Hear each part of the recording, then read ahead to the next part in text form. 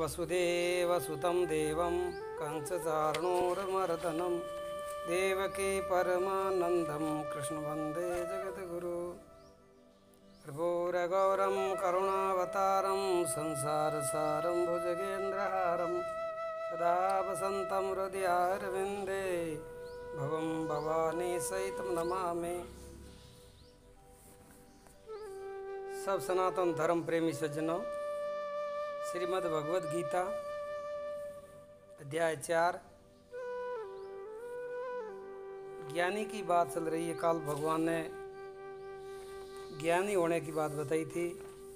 ज्ञानी बनने के लिए तत्व ज्ञानी के शरण में जाना और ज्ञान का फल क्या है वो भी भगवान ने बताया था कल।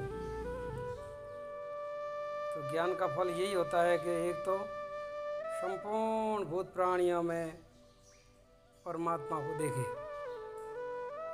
और संपूर्ण प्राणियों को परमात्मा में कल्पित भाव से देखे। परमात्मा की स्थिति होती है और संसार की स्थिति नहीं होती है। परमात्मा में संसार कल्पित है और संसार में परमात्मा की स्थिति है। ये खास बात है। इस दृष्टि से देखना ये ज्ञानी का ज्ञान का फल है।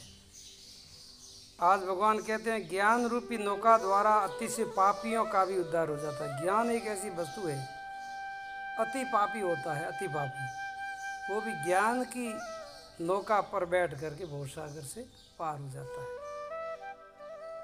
भगवान कहते हैं अर्जुन, यदि तू अन्य सब पापियों से भी अगर अधिक पाप करने वाला है तो भी ज्ञान रूपी नौका द्वारा निसंदेह संपूर्ण पाप रूपी समुद्र से भली भांति तर जाएगा। बस वो संपूर्ण पापों का नाश करने की ज्ञान में ही ताकत है, ऐसी और किसी में नहीं है। पुण्य बढ़ता है तो पुण्य अपने हिसाब से बढ़ता है, पाप भी बढ़ता है। पुण्य पाप को खत्म नहीं करता, पुण्य अपना फल देगा। लेकिन ज्ञान तो पाप को समाप्ति कर देगा, भवसागर से पार कर देगा। हे अर्जुन, जैसे प्रज्वलित अग्नि, ज्ञान को अग्नि की भांति कर्मों को भस्म करने वाला बताया गया। जैसे अग्नि लकड़ियों को जला करके भस्म कर देती है, ऐसे ज्ञान रूपी अग्नि संपूर्ण कर्मों को जला करके भस्म कर देती है। इसलिए इस संसार में ज्ञान के समान पवित्र करने वाला निसंदेह और दूसरा कोई भी साधन नहीं है।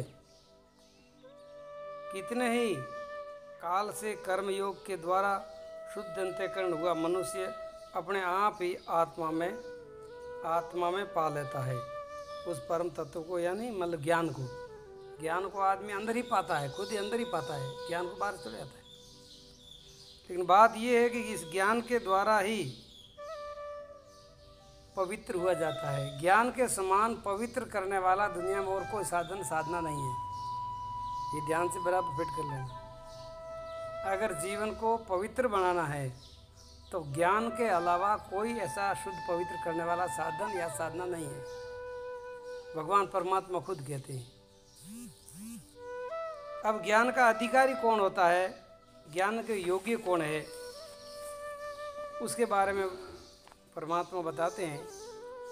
हे अर्जुन, पहला तो उनका ये गुण होता है वो जितेंद्रिय होना चाहिए। इंद्रियों के ऊपर अपना संयम होना चाहिए। इंद्रियां, ये जो ज्ञान इंद्रियां, ये ज्ञान इंद्रियां 5 विषयों के लिए, हमेशा के लिए ललायित रहती है, भटकती रहती है। आँख देखने के रूप में, कान शब्द के रूप में, नाक गंध के रूप में, जिह्वा रस के रूप में, चमड़ी स्पर्श के रूप में। तो इनों के अंदर जो ललायती रहती है इंद्रियां, जब तक वो ज्ञानी नहीं हो सकता। तो जितेंद्रिय और साधन परायण, जितेंद्रिय होकर के फिर हमेशा के लिए अपनी साधना में लगा रहे। नियमित साधना कि जैसे 1 घंटा हमको आसन करना है, 1 घंटा प्राणायाम करना है, 1 घंटा ध्यान करना है, 1 घंटा स्वाध्याय करना है, 1 घंटा पूजा प्रार्थना करनी है। मतलब सतत हमेशा के लिए उस साधना के परायण साधना में लगा हुआ रहे। साधन परायण हो और श्रद्धावान मनुष्य। फिर तीसरा बात बताइए, श्रद्धा।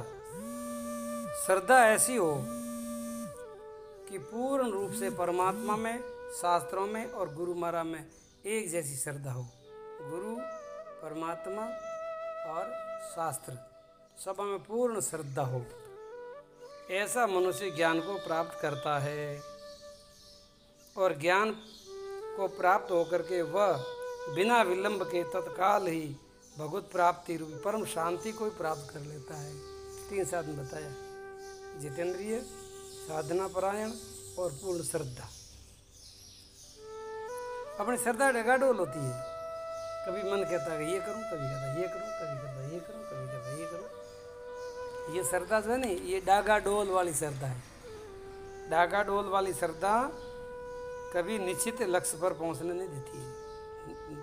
निष्ठा एक रखो, भले किसी में रखो, श्रद्धा पूरी रखो, उसमें उनको पूरा लाभ प्राप्त कर लो। आगे भगवान कहते हैं, अर्जुन विवेकहीन और श्रद्धा रहित, विवेकहीन श्रद्धा रहित संशय युक्त मनुष्य परमार्थ से अवश्य ही भ्रष्ट हो जाता है। ध्यान देना गीता के शब्दों पर, ये भगवान खुद की वाणी है। विवेकहीन, अविवेक होता है तो परमात्मा के साधना में लगता है, परमात्मा के साधना में लग करके जीवन लगाता है। भले सिद्धि जल्दी मिलो ना मिलो, 1 जन्म में मिलो 2 जन्म में मिलो, लेकिन वो मन में उसको पूर्ण विश्वास है कि मेरा रास्ता सही है। अब देर में पहुँचूंगा या जल्दी पहुँचूंगा वो बात अलग है, लेकिन मैंने रास्ता बिल्कुल सही पकड़ा है, तो विवेक ही है। श्रद्धा रहित, फिर जिसके अंदर श्रद्धा भी नहीं है, विवेक भी नहीं है और संशय भरा हुआ। संशय का मतलब ये करूं, वो करूं, वो करूं, वो करूं, इनको कहते संशय।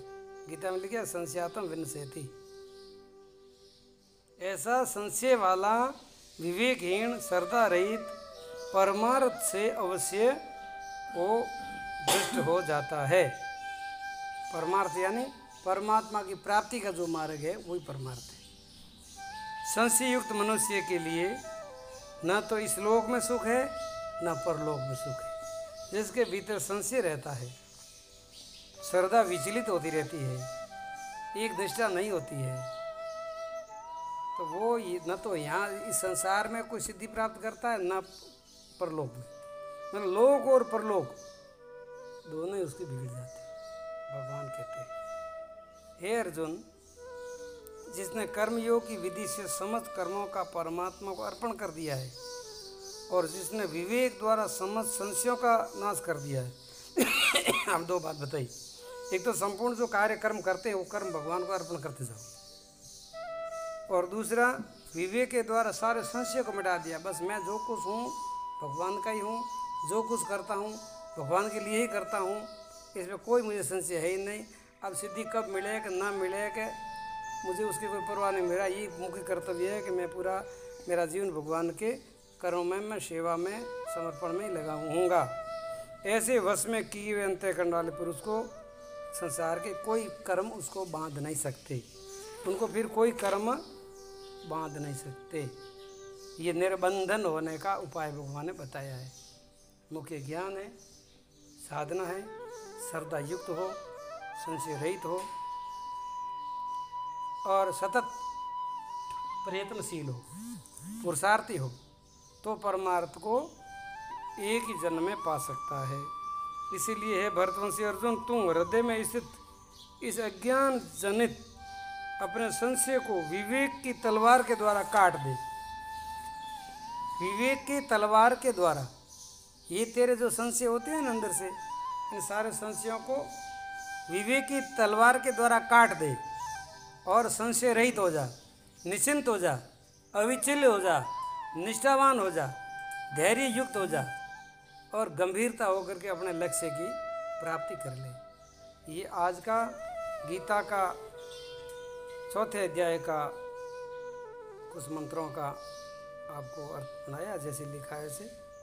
और ये गीता का एक एक शब्द है, बड़ा अमूल्य है, बड़ा कल्याणकारी है। ये बिल्कुल निष्पक्ष ज्ञान है, सर्वहितकारी ज्ञान है। कोई भी मनुष्य मात्र अपना कल्याण कर सकता है।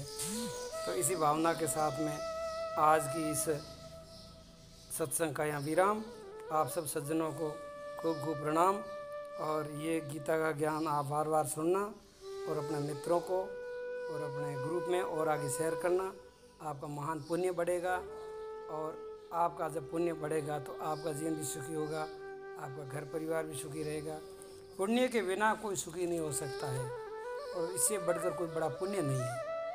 इसलिए खूब खूब धन्यवाद। हरि ओम।